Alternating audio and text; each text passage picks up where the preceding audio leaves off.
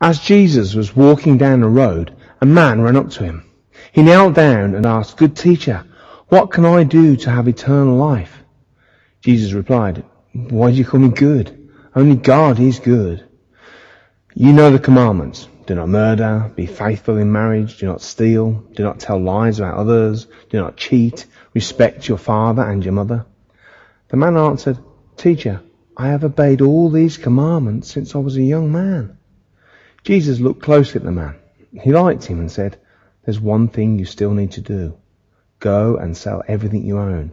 Give the money to the poor, and you will have riches in heaven. Then come with me." When the man heard Jesus say this, he went away gloomy and sad because he was very rich.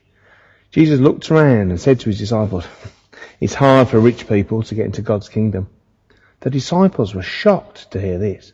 So Jesus told them again, it's terribly hard to get into God's kingdom.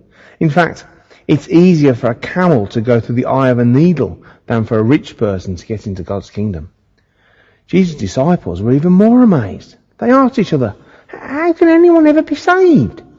Jesus looked at them and said, "There are some things that people cannot do, but God can do anything."